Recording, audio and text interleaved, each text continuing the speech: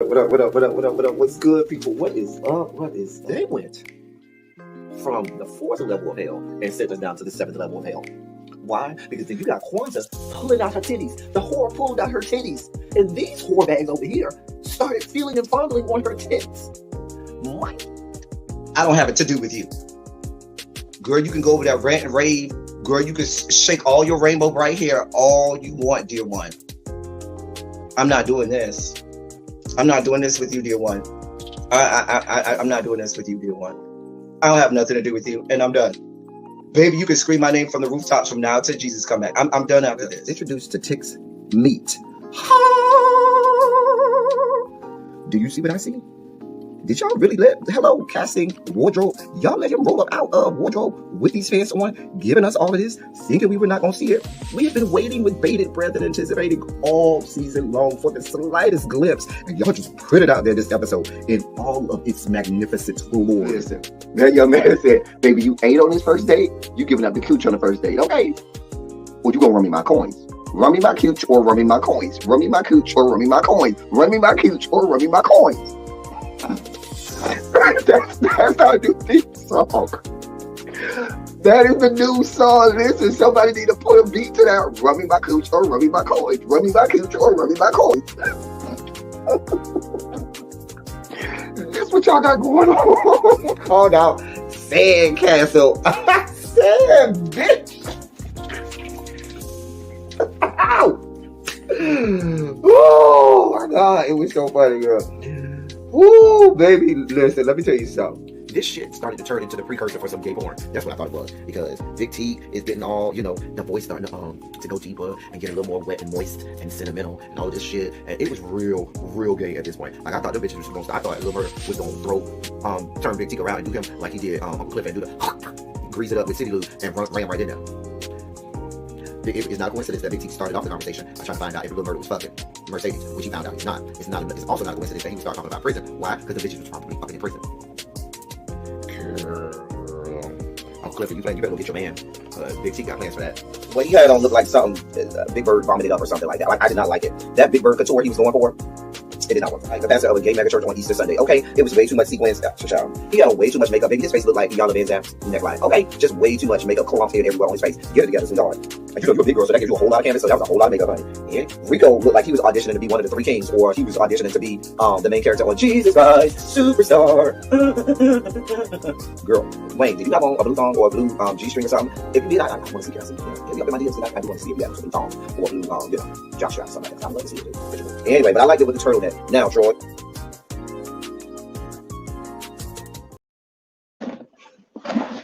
Hey people, hey. What's going on, y'all? Give me just a second.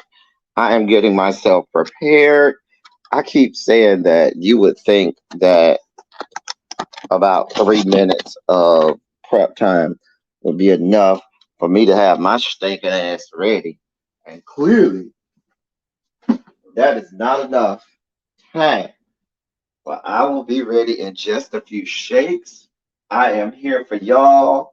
We are here for another live today. Yeah, I got my water on tap. Let me get my laptop and my candy. All right. Oh boy.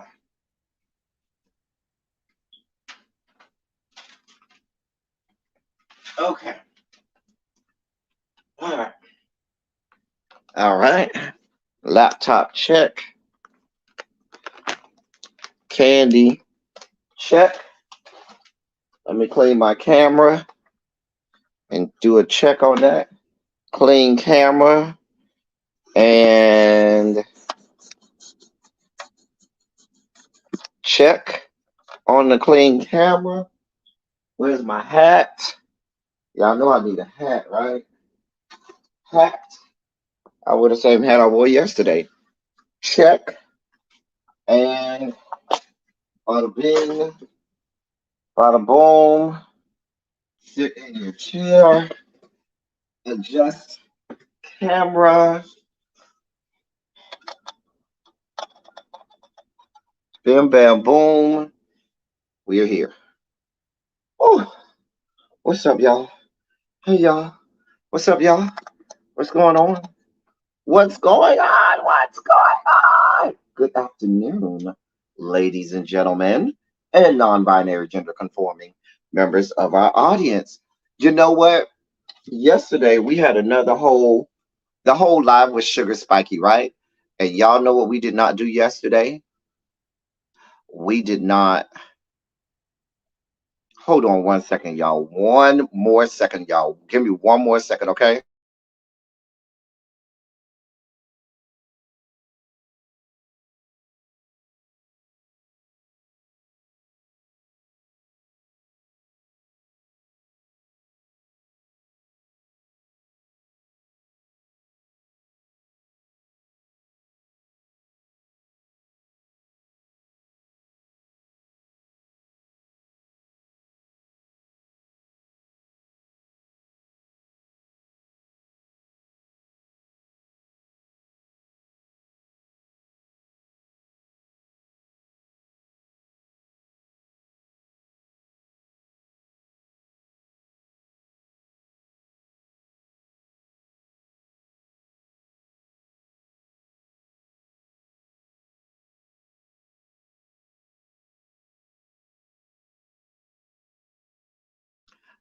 All right, y'all. I'm back. So the point that I wanted to make, and I am going to say hi to y'all. Well, let me say hi to y'all first, and then after that, we got a lot of good stuff today. So, of course, just like I said yesterday, my YouTube immediately hit me with a copyright claim, and they hit me with a copyright claim because I played that trailer from the movie Rustin. And anytime I play any trailer from any movie or anything, they give me a copyright claim, right? Whatever. Damn them to hell. I don't care about monetization. They can go straight to hell. Anyway, hey Cams. Hey Jason, Volvo, Morgan, Tracy W, Monk Chip, hey my love, Dee Phoenix, hey, how are you, my love? Volvo, hey Cookie, Morgan, Tracy C, Yana. I got all my peoples in place. So, hey Sharice Boo, praying for you and every listen. I actually will be in Florida Thursday morning. I'm kind of afraid because I'm supposed to fly into Florida Thursday morning. I'm supposed to fly home to Miami Thursday morning. I'm not quite sure what the weather is going to be like. Hopefully by that time, well, they're projecting that by that time, the hurricane would have already made landfall and it should be somewhere south of Georgia, South Carolina area. So maybe they can fly around the remnants of the hurricane and I can avoid all of that and get home safely on Thursday. So yeah. But if you are in the path of the hurricane, you are running out of time. You are quickly running out of time to get to safety. If you are anywhere, I would say of um, north of Hillsborough County, Tampa area, I would, go inland. If you're anywhere near Cedar Key, Big Bend area, Apalachicola, all of that area in the big around the Big Bend, I would get out now. You are quickly running out of time. A large parts of the western coast of Florida's peninsula, I should say, not the panhandle, but the peninsula, are already feeling the effects of Hurricane Idalia. So you are running out of time. There's still a little bit of time for those of you all in the Big Bend area that is looking to perhaps get a direct hit from the hurricane. It is strengthening. They are expecting it to be at least a category 3, and it could be higher because with the warm waters in the Gulf right now, you leave and come back and see a I fully expect by the 11 o'clock advisory, we'll be deep into category 3 range probably by then, but who knows? Anyway, so that's our update. Hey, Alf Mac, what's going on? Hey, Montrez, boo. Late bell today is at 5:45. We're doing a late bell today, okay? 5:45. Now, if you don't make the late bell today, I don't know what to tell you, okay? We're gonna have some fun today. Listen, so I'm going to do this one time today. We're just going to throw caution to the wind, go reckless abandon. This is a Sugar Spike live. I cannot be held responsible for what happens because we're spiking the hell out. Okay. So because this is the Sugar Spike live and I did not play our Sugar Spike intro for y'all yesterday, guess what I have for you today? Taste the biscuit. Taste the goodness of the biscuit. Taste the honey sauce. Taste the goodness of the biscuit with the honey sauce. Get your honey sauce on me. I don't like the way it mixes with my chicken wings. Get none of that honey sauce on me.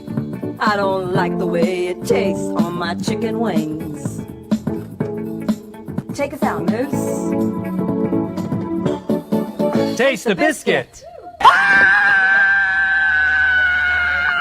Only goes to tell you, don't wait on the church. You can win it. Call my mama. Jesus. I wish somebody help me.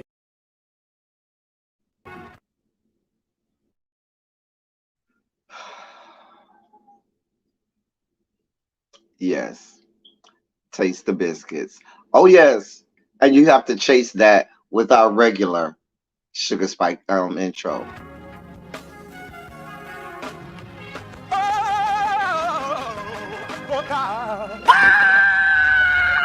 You see, this is the part that I like. Major Sugar Spike. So love the world. I want to fight. That he gave. His only begotten son. Major Sugar Spike. And shall ever believe. Major Sugar Spike. They shall not perish, but have everlasting life. Taste the biscuit. Jesus. I wish somebody help me. So since it's a Sugar Spikery live, why not? And YouTube. Anytime I go way sugar spiky, YouTube doesn't monetize me anyway, so I don't give a damn. Damn you to hell, YouTube. But just to go retro, I had to go back to Taste the Biscuits. Okay, child. I'm just telling you. I had to go back to that's one time for the OGs. And you know what? People? Because we are feeling it today, I went and searched and I found the video.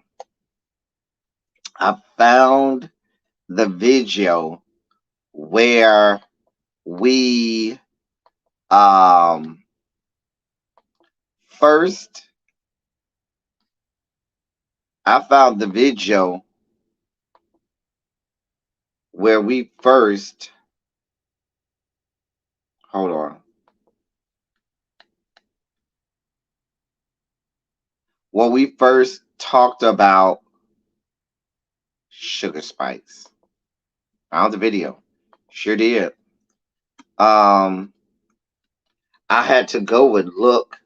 It goes back to March of 2021. Hey, Lady Magio. So we going retro. So there are a lot of new people, and there are a lot of people that don't know where some of our references come from, and we don't want to keep the people in the dark. Now we ain't gonna keep giving y'all all our references. You just gonna have to come in at some point and acclimate yourself to it. And many people have come in and acclimated themselves to it. Many people acclimated themselves to Orange Shirt. We gave you the video where the Orange Shirt reference came from. Many people know that we talk about Sugar Spikes over here, have no reference to where and how that reference came. Okay, so we're gonna have at the beginning of this video, we're gonna reference how we got to the Sugar Spike segment. Now, how did we get to the Sugar Spike segment? I'm glad you asked. So, now I'm not going to play the whole video. I'm damn sure not going to do that. However, I can say that the Sugar Spike segment came from this silly Saturday. It was a silly Saturday. The Sugar Spike segment came from a silly Saturday in March of 2021. And yeah, a lot of people are new. Hey, Harold. Harold, you missed Taste the Biscuits. I don't know what to tell you. We actually played our old Taste the Biscuit song. So, that's why I want y'all to be informed. Y'all, my people, I got to tell y'all where these things come from because everybody ain't been around. People like Yana been around since then, Lil Baby. But this is the video. This is a silly Saturday from March of 2021. Now, I'm not going to play this whole video, but I'm going to play just where I kind of started talking about what happened. And then I'm going to go back down the reference. All right, here we go. Here's the video. He didn't know that his mic was still hot and that people could still hear his comments while the anthem was playing. I'm going to let y'all listen. Hold on. So that's the video. Listen, I'm not going to play the video because you can go back and watch. And let me put the link to the video in the chat. We literally went on an hour-long tirade. There was literally an hour-long tirade where we went off about said video for over an hour. I did a whole hour-long breakdown. We laughed so hard that Saturday. I was damn near peeing my clothes. We were laughing so hard. That was exactly Yana. Yana was there. That was an epic. That was an epic silly Saturday video. That was an epic silly Saturday. We literally spent an hour breaking it down. I don't have time to play that whole hour breakdown, but I'm gonna give you the breakdown on how we got there, okay? How we got to that video. That's the link right there. Child, that was literally 2 years ago. Literally 2 years ago. So,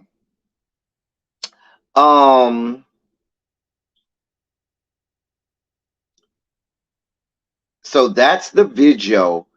Let me give you all the breakdown of how we got there. There's a whole breakdown of how we got there. Hold on 1 second. So, this happened back in 2021. There was a high school girls basketball game. There's one of the announcers for the game announcers who was on a hot mic, and when the who got caught on a hot mic, and what ends up happening is he doesn't know that the mic is hot, and while the girls are playing, this was 2020, March of 2021, and we were still enthralled in we were still very much so enthralled in Black Lives Matter. So the basketball team that was comprised of all black girls took a knee during the national anthem. The dude took offense to it. And let me see if I got that video. Yes. Okay. So here is because some of y'all never knew where this reference came from. So I gotta I gotta show y'all how we got here, because it makes sense when you know how we get to these points. it means a lot more than if you just gravitate toward it. Okay, so I'm gonna take y'all back down this road because you got to know from whence we've come. So let me play. Now it's gonna. I'm gonna be honest. It's gonna be hard to hear him say it because of the national anthem playing in the background. So I hope that you could hear it, but it may be hard to hear him call the black girls the N word, effing N words. Okay, so let me play the video first. We will be right back here live after the national anthem, ladies and gentlemen.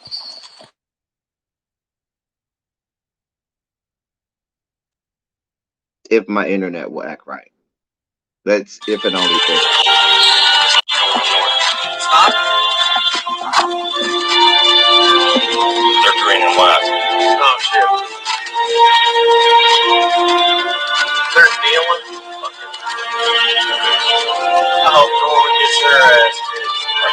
That's Midwest City. That's dealing. Isn't it? Huh? Norman. Oh, dude. I hope that lady. The whole Midwest City. They're going to deal like that.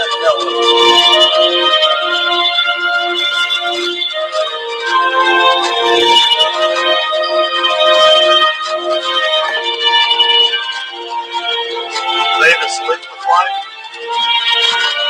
Some are marked.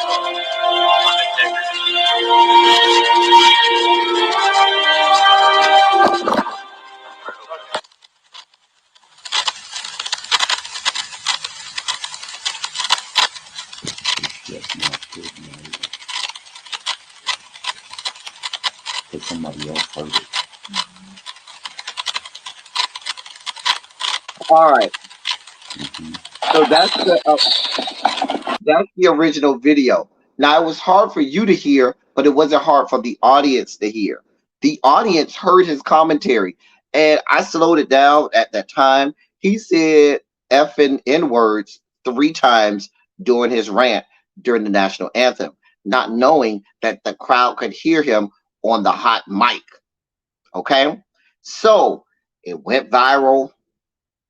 He started to get pushback and blowback, and dude whose name is Matt Rowan, and he's the one who said effing N words, and you could see the black girls who were on the left side, and the whole team wasn't black. There were some white players on that team. They also took a knee with the black players. So dude went viral. He puts out a press release, and the press release is how we got to sugar spikes and how we have what we call sugar spike moments. So here is the press release. Here's what dude said. Let me read this to y'all. Now, I'm not going to take as long to break this down as we did. You have to watch the video. I put the link in the chat because there's an hour-long breakdown, but it was so hilarious back then. So here's what dude wrote after that. He wrote, I, Matt Rowan, on Thursday, March 11th, 2021, most regrettably made some statements that cannot be taken back. During the Norman High School girls basketball game against the Midwest City, I made inappropriate and racist comments believing that the microphone was off. However, let me state immediately that is no excuse. That is no excuse. Such comments should have never been uttered. I am a family man.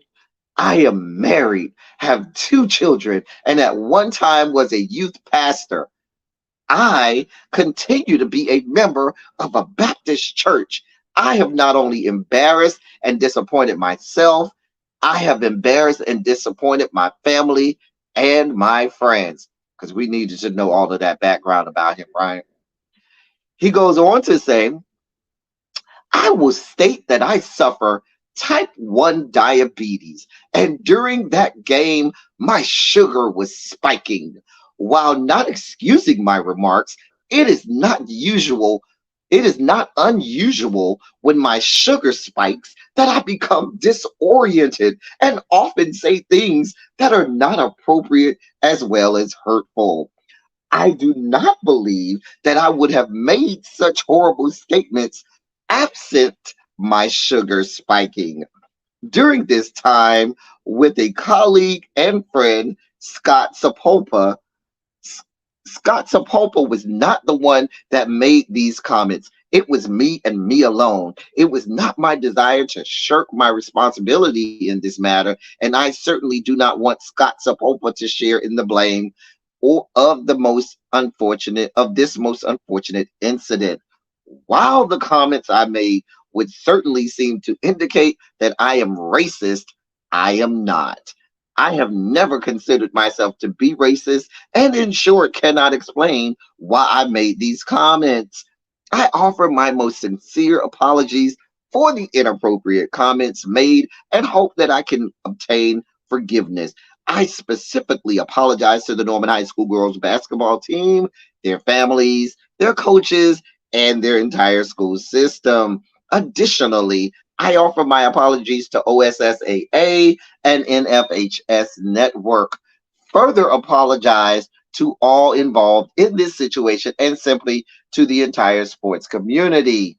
There are no words to explain what occurred. This is something for which I must take responsibility, and I wholeheartedly accept responsibility for my words and actions. It is my sincere desire that I can obtain forgiveness for my actions and words. And that's his statement. We highlight the portion. This is the paragraph right here. Hold on. This paragraph right here, let me make that bigger. Hold on. So this paragraph right here, y'all, where he says, I will state that I suffer type 1 diabetes. That is the paragraph. That is the paragraph that got us to sugar spike segments, because having a sugar spike became the answer, or the reason behind any time you had a statement that was inappropriate or that was racist or that was discriminatory or bigoted. It could be explained away by having sugar spikes.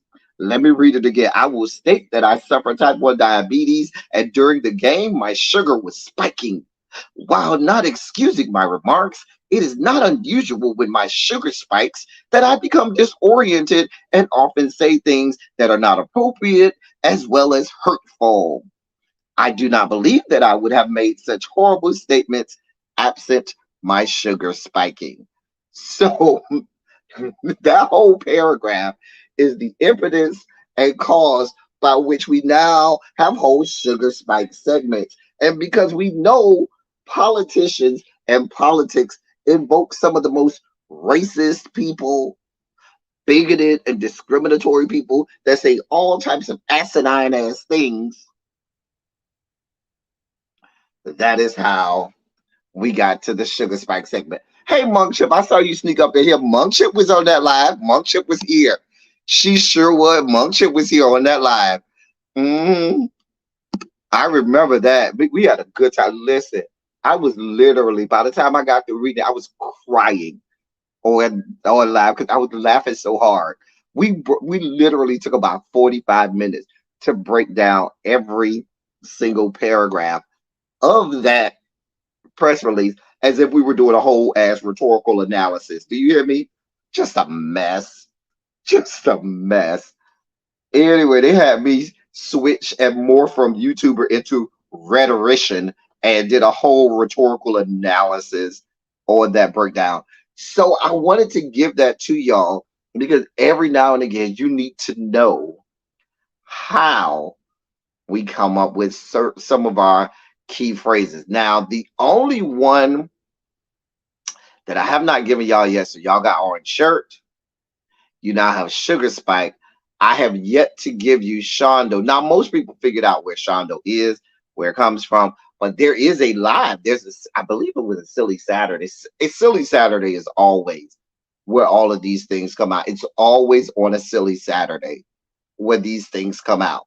But this Shondo came from a Silly Saturday way back in 2019. That video is from 2021.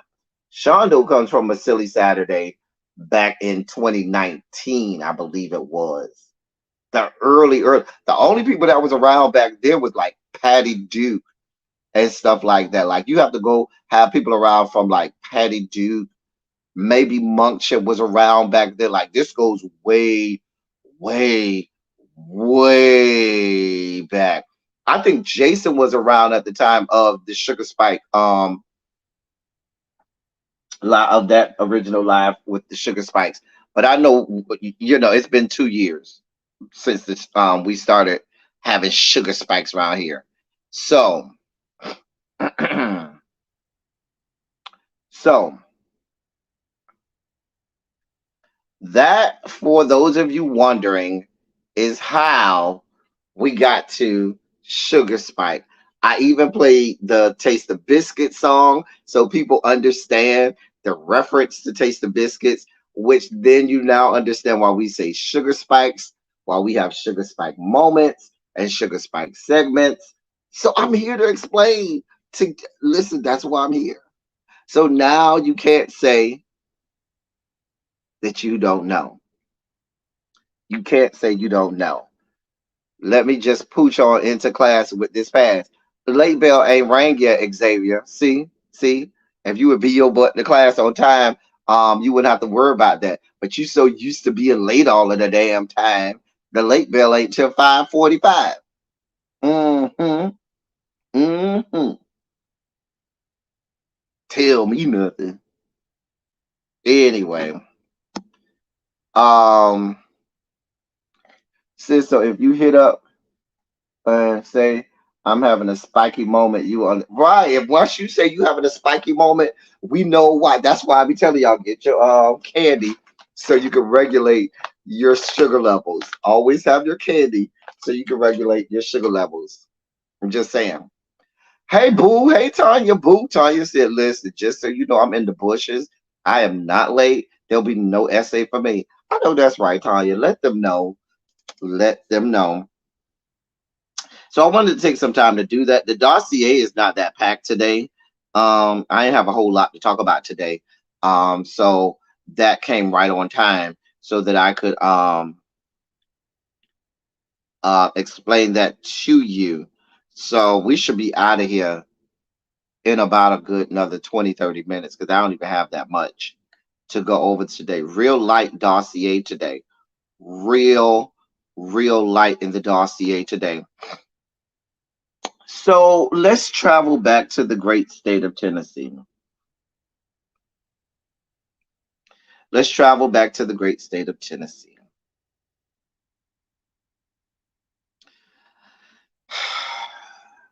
Where's my water?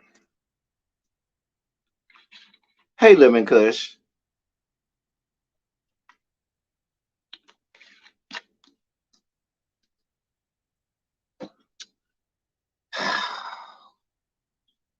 I'm so sick of them in Tennessee. I'm so sick of them. I am so fatigued, exhausted.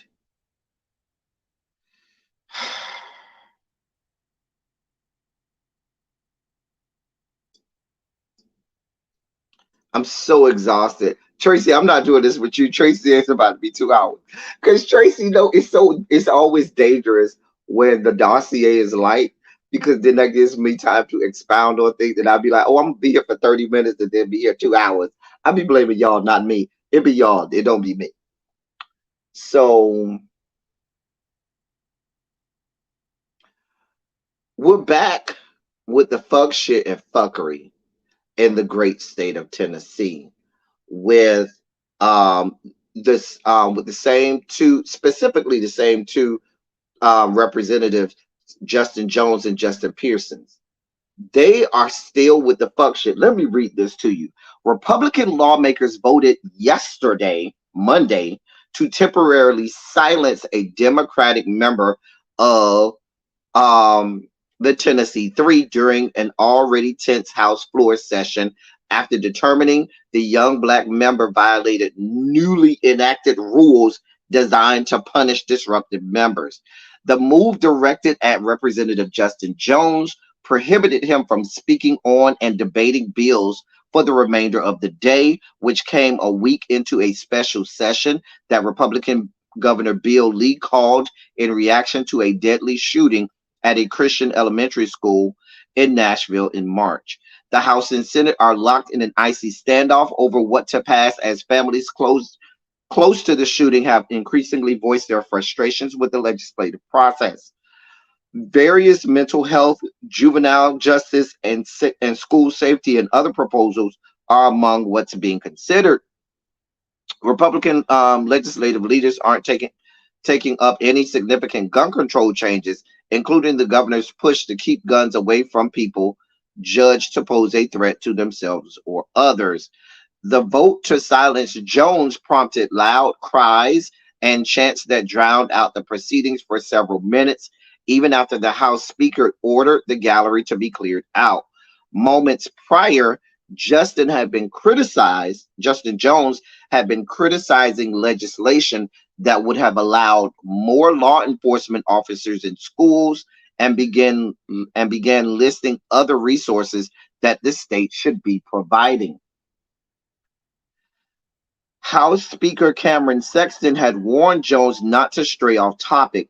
Under new rules adopted by the GOP dominant chamber last week, members can be silenced anywhere from a day to the rest of the year for not sticking to the bill being debated. Quote, what our schools need are mental health professionals. We need funding for mental health for counselors. We need to pay our teachers better. We don't need more police in schools, end quote. That's what Justin Jones said that caused all of this, okay? Sexton then ruled Jones out of order, setting up a vote on whether to quiet him for the rest of Monday's session. Let me say this again. They are debating. This is what they're debating. Let me take you back to what the fuck they're debating. Okay? They are debating various mental health, juvenile justice, school security safety, and other proposals that can be used because of the school shooting. Republicans want to put a bill on the floor. Hey, Omar, Republicans put a bill on the floor simply saying, well, let's just put some more police in the schools, right? We just want more police in school. Justin Jones stood during debate and said, quote, what our schools need are mental health professionals. We need funding for mental health for counselors. We need to pay our teachers better. We don't need more police in our schools, end quote. That is what he was saying during debate on this bill to add more police. I don't know, but see, you know what this is. This has nothing to do with the goddamn whether or not they're debating on or off topic. It's about the fact that they're having debate at all. It's about the fact that they even have a voice at all, which is why they preemptively, right after they were voted back in session, that legislator put and voted in House measures that says that if they deem anybody to be off topic, and it's at their discretion if you're off topic or not, as you see, that you can be silenced for that day or for the rest of the year. For the rest of the year. You see how this is going, right? You see the setup, right? But this is a democracy. Let me keep going. Sexton, who is the House Speaker of the House, then ruled Jones out of order, setting up a vote on whether to quiet him for the rest of Monday's session. What happened next was a chaotic flurry of legislative proceedings where Democrats, outraged at the decision to move ahead to try to silence Jones for the rest of the day, began pleading with their GOP colleagues to change their minds. Republican lawmakers remained unconvinced, however, with 70 GOP members voting to silence Jones. Democratic members then angrily left the chamber with Jones.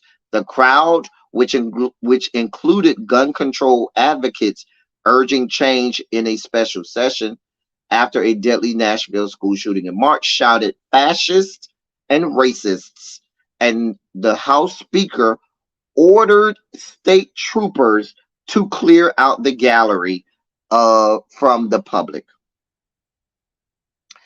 The House Speaker then ordered state troopers to clear the galleries and clear all of the public out of the galleries. The House Speaker then, afterwards, the House Speaker told reporters, quote, "Look, House rules are House rules. We voted on it, might not like the rules, but the rules are what they are," end quote. This sounds just like it's fucking 1823 and not 2023. See, this shit right here is the shit that was going on in Tennessee in fucking 1823. And we're in 2023. This is the shit that we got going on in these yet to be United States of America.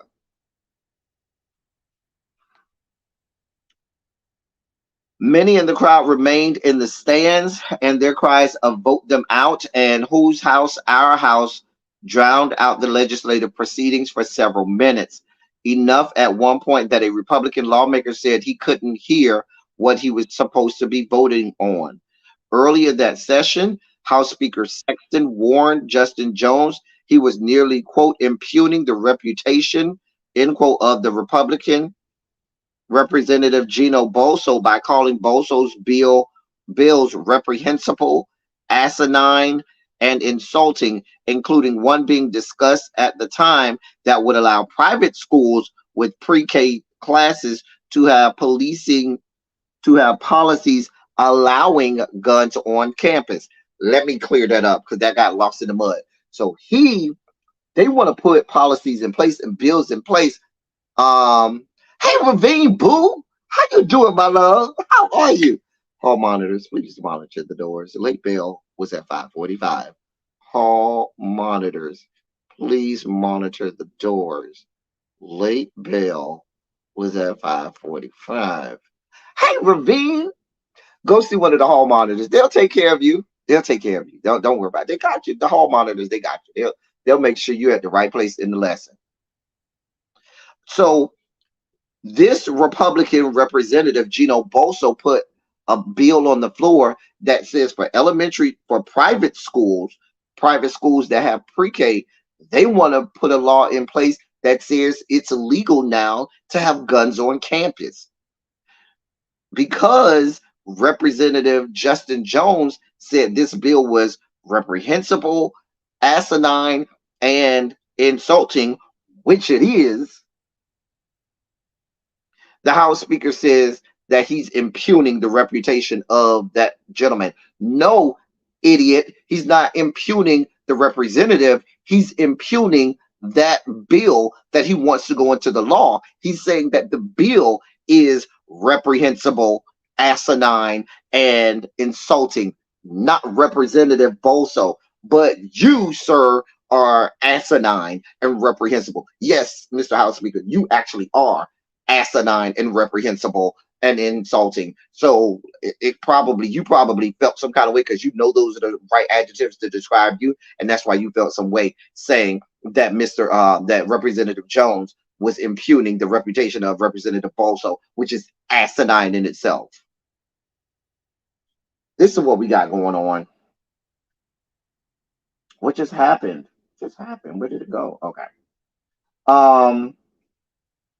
Democrats noted that Boso himself had been told to stay on topic.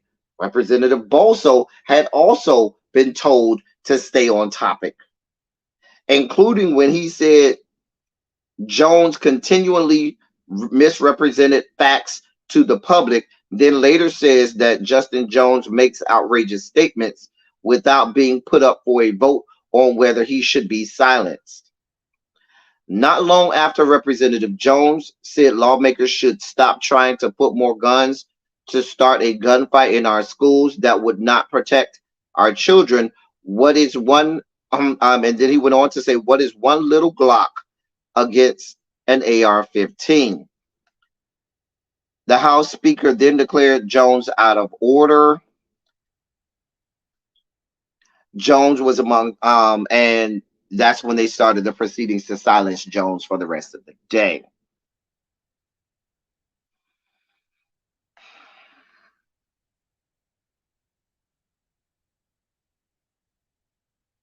So the Dems walked out for the rest of session. Problem is, the Republicans could give a shit. Hey, D, what's going on, boo? Hall monitors, please monitor the doors. Wait, bell was at 5:45. Hall monitors, monitor the doors. Hey, D, have a seat, boo. Anyway, but um, they're trying to silence Justin Pearson and Justin Jones. I told you that during the same legislative session, they deemed Representative Boso off topic, and he was not silenced for the rest of the day. But Representative Justin Jones was deemed, off topic, and he was then silenced for the rest of the day. And I told you the new House rule says they could silence you for the rest of the day or for the rest of the year. Now they have a supermajority over there in Tennessee with the Republicans. So with the supermajority, the Republicans can push through anything they want with reckless abandon.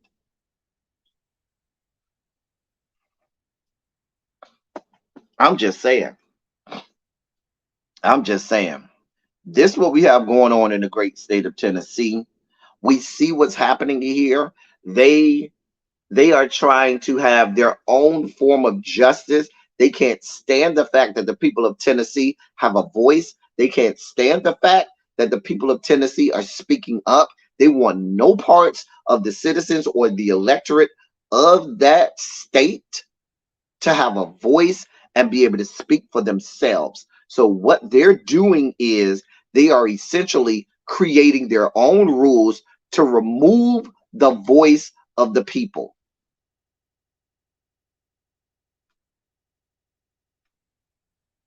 Harold.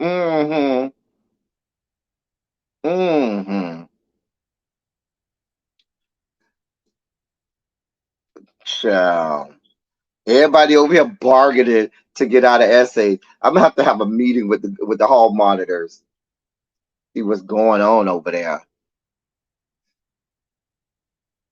But yeah, white men don't like for you to tell them what they can and cannot do. Not white men who believe they're in a position of power. They want no parts of that.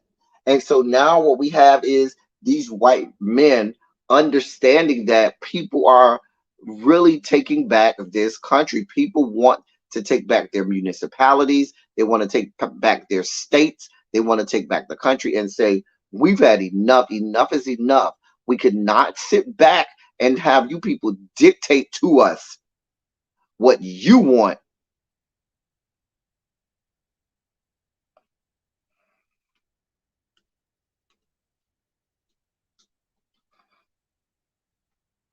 I know you've been here, Harold. I know.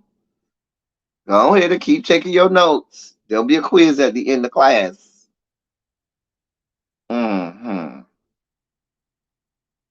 So,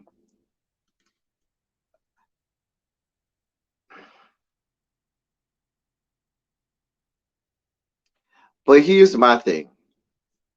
I always say you cannot play nice with people who don't play nicely.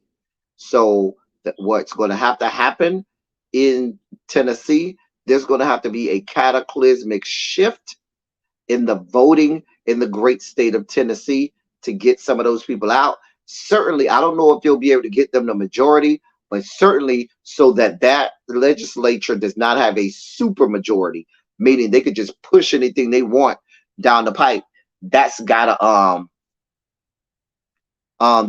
stop. So we gotta have a cataclysmic shift in the voting populace there in Tennessee, so as to shift the voting strength there. Now, in news of saying you can't play nice with people who don't play nicely, we got some Democrats over in the great state of Wisconsin that said Yeah, come on, we here for the fuck shit. Y'all been with the fuck shit all these years. Let us play your game. Let me tell you what's going on in the great state of Wisconsin, and I'm here for it. Here for all of it. The Wisconsin Supreme Court Chief Justice, the Chief Justice of the Wisconsin Supreme Court, is in her feelings, got her panties in a bunch, and she's basically saying that the liberal majority is staging a coup. Oh well, they learned the game. Y'all played the game. They learned the game, and they are here for it. So here's this. It says the conservative chief justice of the Wisconsin Supreme Court on Monday told the new liberal majority in a scathing email that they had staged a coup and conducted an illegal experiment when they voted to weaken her powers and fire the director of state courts. The liberal majority voted to weaken the power of the Republican chief justice and remove the Republican, I'm sorry, not remove, but fire the Republican director of state courts. Because what they said was, y'all play that bullshit where y'all change rules and laws for y'all favor, we gonna follow suit. Because what's good for the goose is good for the gander. We ain't here for the fuck shit.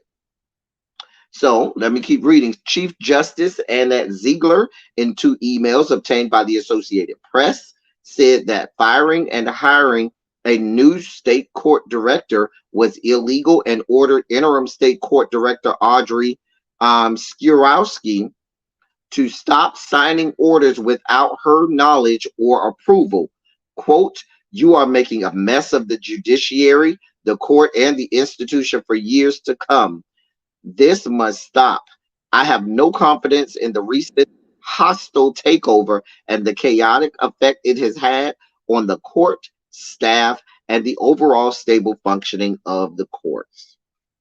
End quote. What you mad about is the fact that, hey, really be, these liberal justices said, fuck you and fuck your life. We gonna put some rules in place because this is all still a democratic process. That's why we vote. We got a majority, and we're gonna vote that you don't need all this power. You got too much power, and you're gonna try to wield your power, and you're gonna try and do all of these things that cause us not to be able to have power. Uh, uh, hall monitors, please monitor the doors. Really be just rolled up in here late. Please monitor the doors. I want to see if anybody gonna go over there and give Really be an essay. Really be is like the president of the hall monitor.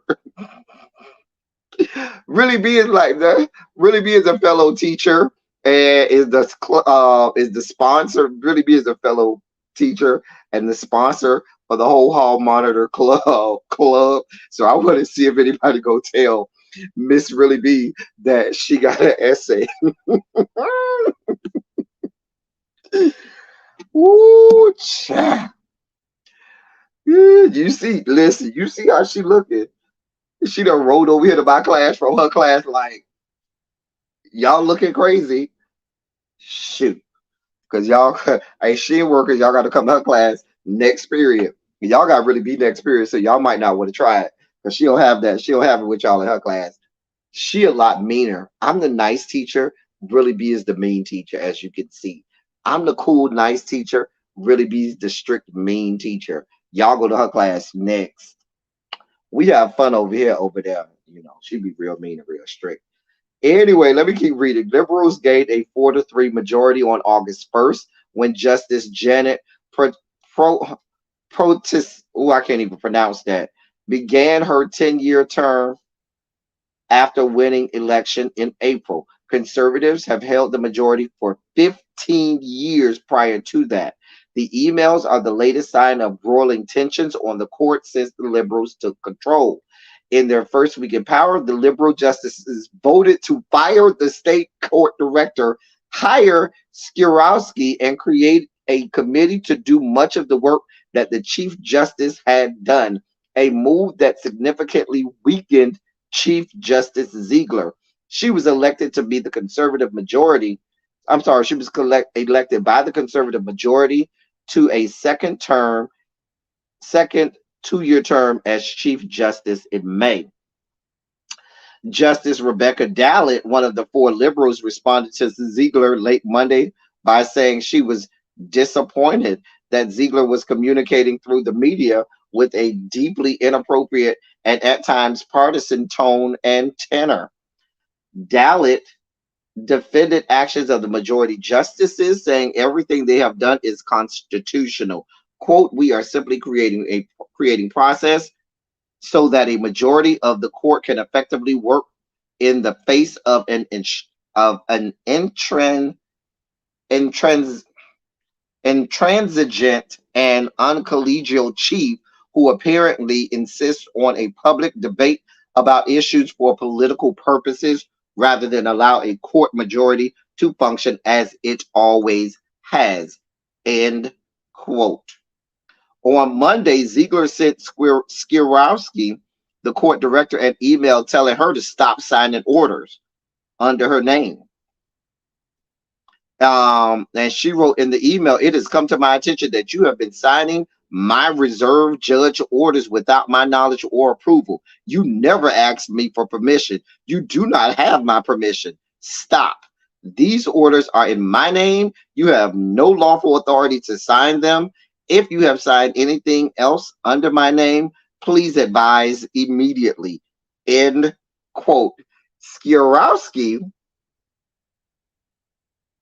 Skierowski responded in another email obtained by the Associated Press, saying she vehemently disagreed that her appointment was illegal. She also defended her action signing orders assigning reserve judges, saying state law clearly gives her that authority. Quote, I had the legal authority and responsibility as well as the moral obligation to sign orders for reserve judges, she said in her email. Child, they over here fighting back and forth. What you got here is you have a situation that Chief Justice is not going to win. She no longer has the majority. And these people are saying this is constitutional. And the Supreme Court determines what is and is not constitutional. And if the majority of the Supreme Court has said that this is constitutional, baby, you fighting a battle you can't win, Chief Justice. Baby, you scared. See, they thought they would slick the majority before the liberals took the majority on August 1st. The conservatives, before they went out of power, appointed Ziegler to be the Chief Justice for the next 2 years to get at the majority, because they knew she had a lot of power based on the rules in place. But the people that came in place said, "Oh, we know our power. Put that bitch out." Matter of fact, we assigned a new state court, a new lady to sign all these things off. Girl, get over yourself. I'm here for it. I'll be monitoring that and keeping y'all abreast of that. Black people about to get a lot of money in Colorado. Let me give y'all that story real fast. Wait. It's P. Wait, where we got Peen at? Where's Peen?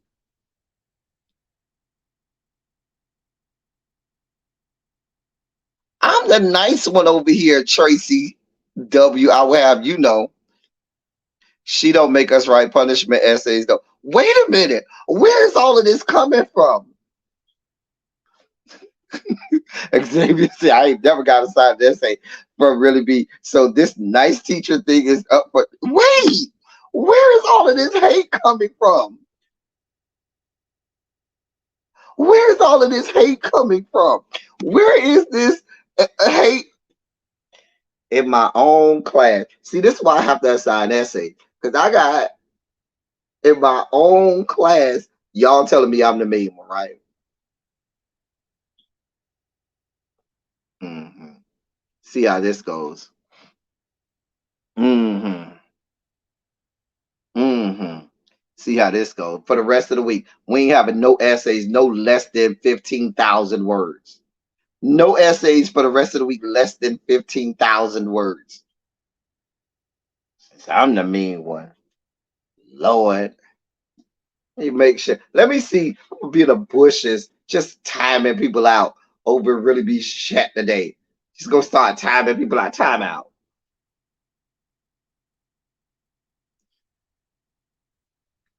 Hmm.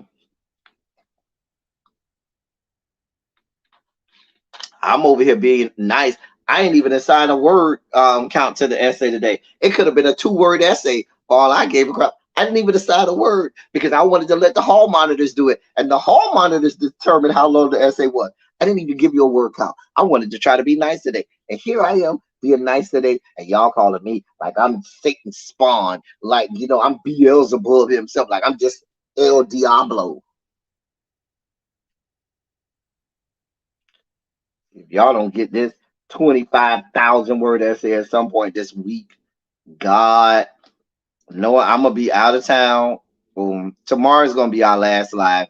I'm out of town Thursday, Friday, Saturday, Sunday. I'm on vacation this weekend, and then next week I'll be out of town all next week, and then yeah, I won't be back in town possibly until September 11th, but it may go even further. It may, because I may have a work trip and may be out until like the 15th. I might be out for like 2 weeks, y'all. I'll keep y'all posted.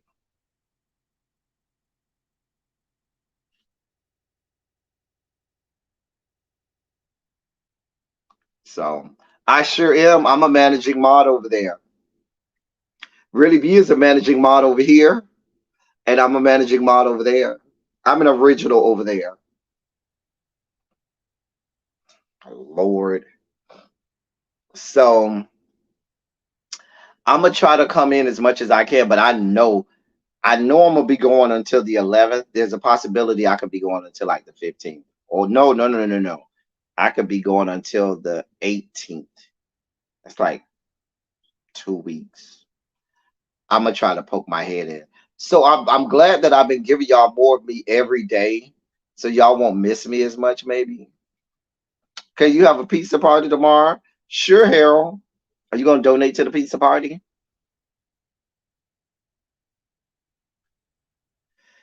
So yeah, y'all know I got some stuff that I got to do. People in the members only chat know I have a lot of stuff that I have to do this weekend with family. So I'll be taking care of that this weekend. And then I got some other stuff to do with family. And then I got possibly a work trip. So I got a lot going on. Where are we? Oh, I was about to tell y'all black people about to get some money over in hopefully over in the great state of Colorado, city of Denver.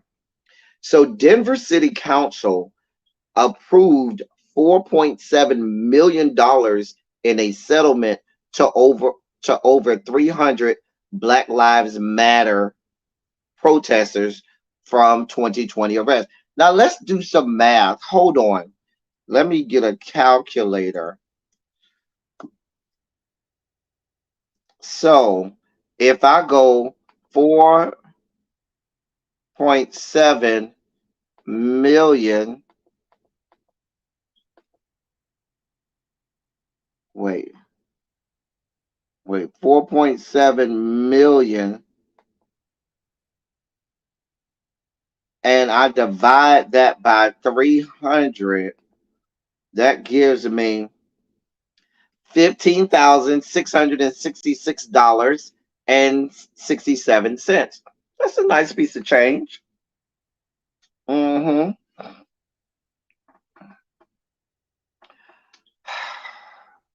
Are you being sarcastic right now? Really be? Are you really being sarcastic? Y'all see how really be that came into my classroom? She should be over there setting her classroom up for y'all to go over that next period. And she didn't came over here to my class. I'm over here in the middle of teaching class.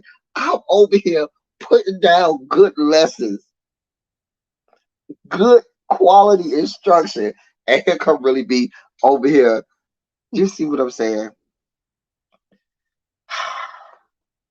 Y'all see how my friend do me. See how my sis do me. My colleague, my peer. Lord. So Let me read this. Denver's city council unanimously approved $4.7 million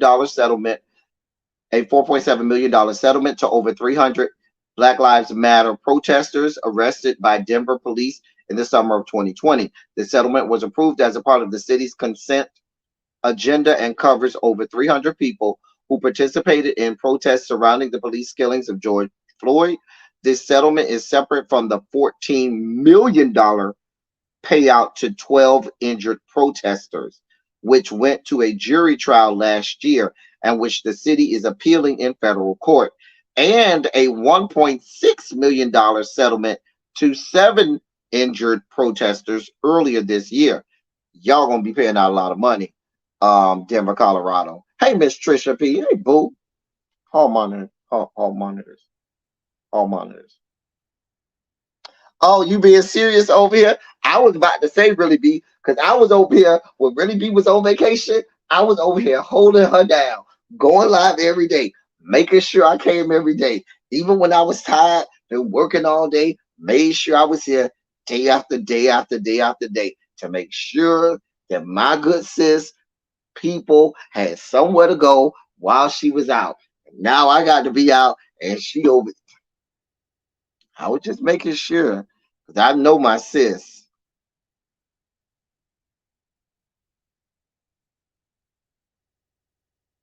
Hey, Miss Trisha P.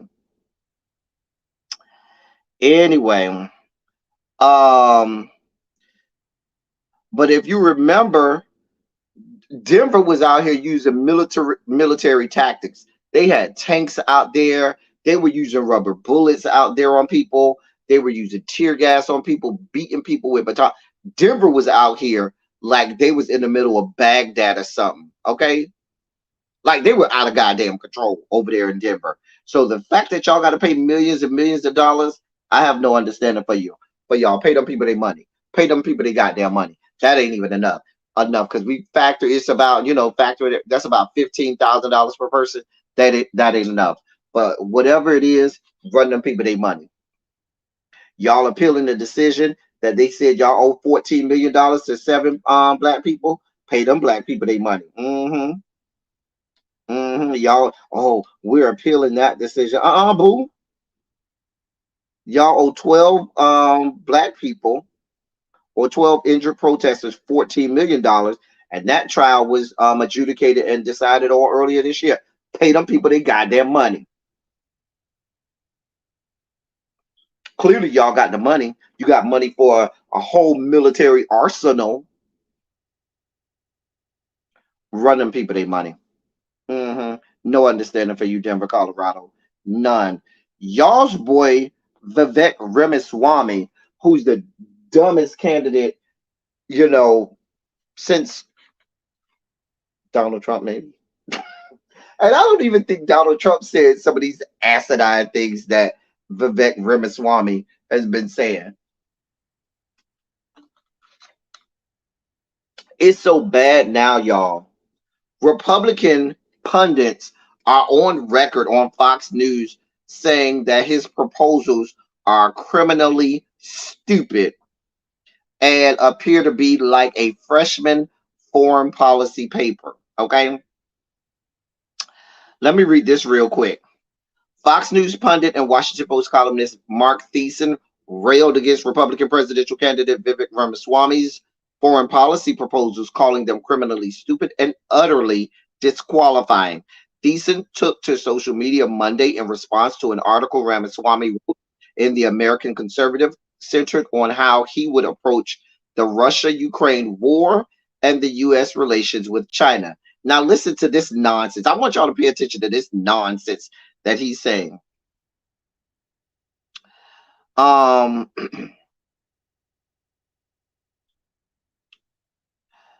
In his post, Ramaswamy signaled he would significantly reduce the United States' international involvement, writing, "We will be Uncle Sucker no more," Ramaswamy claimed. The U.S. squandered its opportunity after the end of the Cold War to remain the world's lone superpower instead allowing Russia and China to work together to threaten the nation's top spot.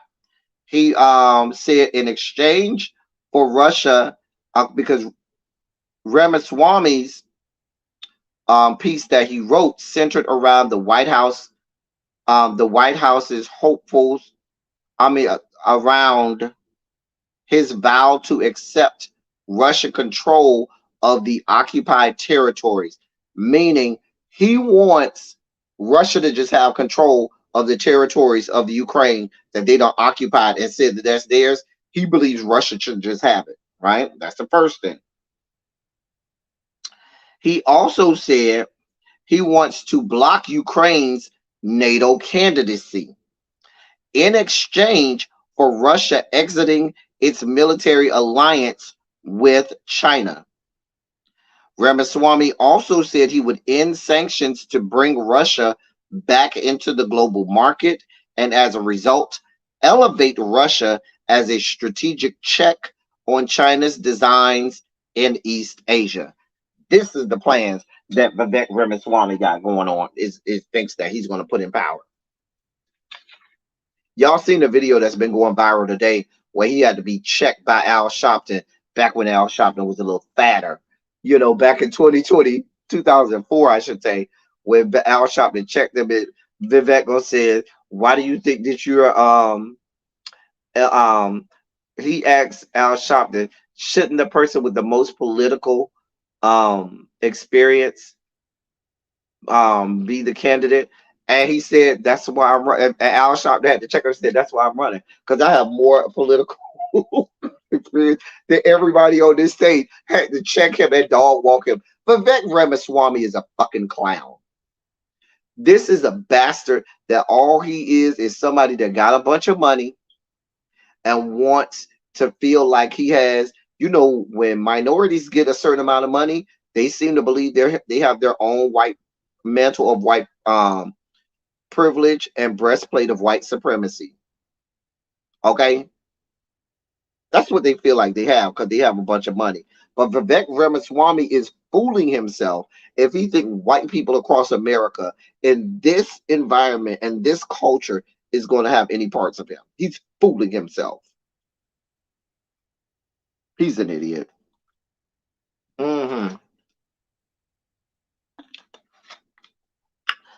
Ramaswamy said he would also plan to visit Moscow as president in 2025 to negotiate terms to end the war between Russia and Ukraine.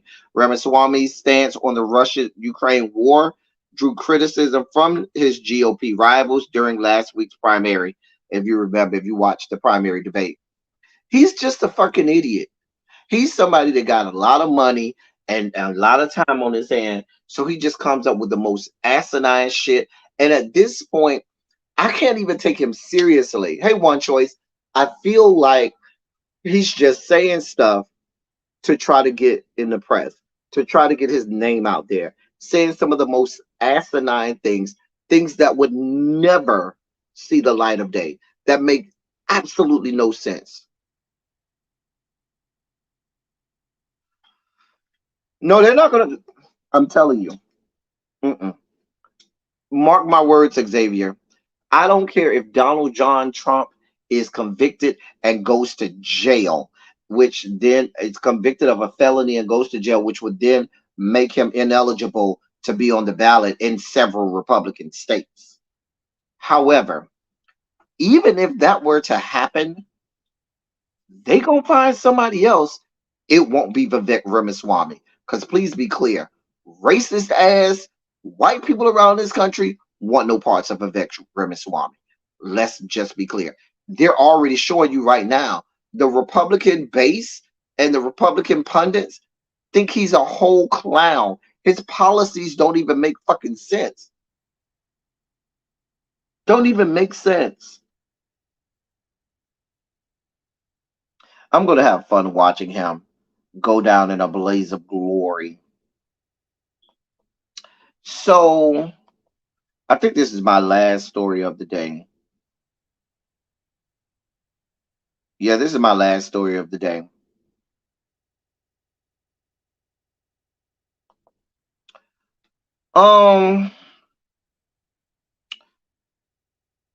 Here's the case of the murder of a black man by the name of Isahak Muse. Okay, Isahak is the first name. Last name is Muse, Muse. Excuse me, Isahak Muse. Now, Isahak Muse was murdered by the brother of his girlfriend. He was a black man dating a white girl, and the white girl's brother murdered him. Here's the details. Well, that was already put. Let me tell you where we are now. That was already, that already went to court and was adjudicated. The judge did not accept the adjudication and has ordered a new trial. And instead of that man being in jail, the judge let him out on bail. Let me read this to you. This is out of Portland, Maine. A white man from Maine who was convicted of manslaughter for shooting his sister's boyfriend in 2019 was released on bail Friday after a judge ordered a new trial, sparking confusion and outrage from the victim's family. Yes, you heard it. He was convicted. Mark Cardilli Jr. says he killed Isahak Muse in self-defense during a confrontation that escalated after Muse refused to leave Cardilli family's home when asked by the parents. Cardilli was 24 at the time and Muse was 22. A judge ruled this week that attorneys for Cardilli failed to vigorously argue the self-defense claim during the trial. His lawyers included an attorney who's now a district judge. Let me say that again. She's arguing that his lawyers did not put up a vigorous enough argument for self-defense, yet one of his attorneys is now a sitting district judge.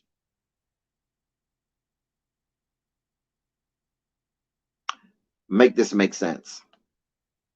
The Attorney General's office vowed Friday to appeal the judge's decision that vacated the conviction and ordered a new trial. In the meantime, a judge set bail at $20,000 for Cardilli, and he was released Friday. The shooting created tension in Portland's Muslim community, with some calling it a hate crime by a white man against a black Muslim. In a statement, Muse's sister said she was heartbroken that Cardilli was released after serving less than half of a 7.5-year prison sentence. So he was already in prison serving, and the judge ordered him to get bail. She ordered a new trial and let him go on bail. Quote, "We are devastated and shocked to hear of this decision and cannot understand how we could lose my little brother, but Cardilli will get to walk around free. He took my brother's life and was convicted of this. It is not fair that he barely served any time and can just walk away from it all. We can't get my brother back." End quote. Cardilli, now 28, was originally charged with murder, but he was convicted of the lesser charge of manslaughter. The confrontation happened when the 22-year-old Muse, who was dating Cardilli's 17-year-old sister, was barred by her bail conditions from being in her presence, refused to leave the family's Portland home, and at the family's Portland home at the request of the parents. Witnesses testified. Pandemonium broke out and Cardilli retrieved a handgun from his room. Cardilli said he was assaulted by Muse, backed against a wall, and in fear of his life when he fired 3 times, and one bullet grazing Muse and 2 bullets hitting Muse, who died at the scene. Now, when I looked into this case, there's still, when you look at the testimony don't add up.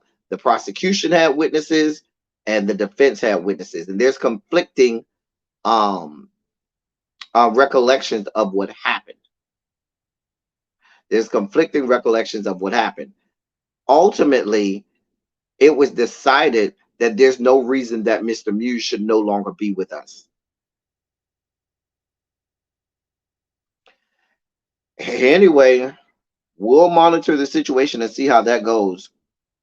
Anyway, I know Really B set up her live, so let me set up to send y'all over there. Listen, y'all, we have fun today. For those of you who missed the beginning of the live, you missed a treat.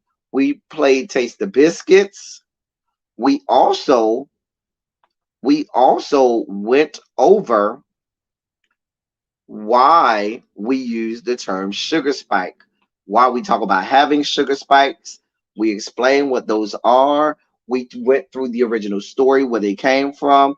I posted a link to the original video, but then I listed all of the reasoning and rationale as to why we talk about having sugar spikes, why we have to regulate our blood sugar.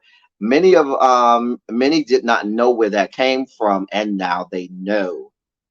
So we got all of that today. So I encourage you to go. Wait, I thought Really B had a live set up. Hold on, y'all.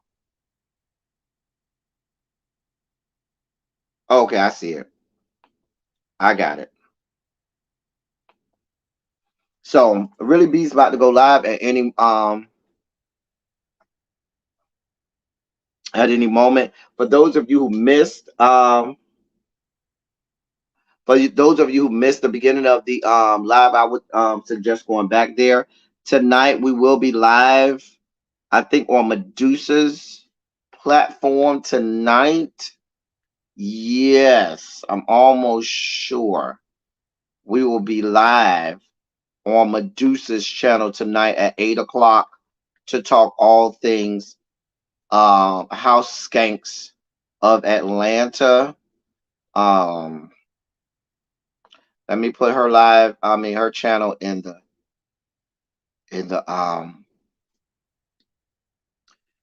chat. I will see y'all over there. While I'm doing that, let me get my pleasantries out of the way. As I always say, I love y'all. I love on y'all. Thank you all for being vocal, present, and active. Thank you for doing what you do. Thank you for any and all contributions that you make to the channel. They are much obliged and much appreciated. Y'all could have been a whole lot of places, but y'all decided to be here with me, and I am eternally grateful for you making that decision. Harold said he wants to have a pizza party tomorrow, so y'all be over here and be ready to have a pizza party tomorrow. I'm gonna see if I can go get some pizza. Donate to the pizza fund right here, somewhere around here, somewhere at the bottom. You can donate to the pizza fund that we gonna have tomorrow. I'm about to get. Is it Really Be live yet? I don't think I can send y'all over there till she goes live. See, I ain't get no notification that she's live yet. Hold on. See if she's live yet.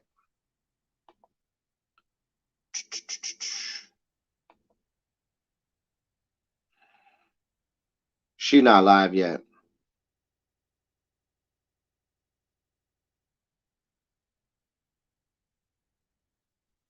She not live yet.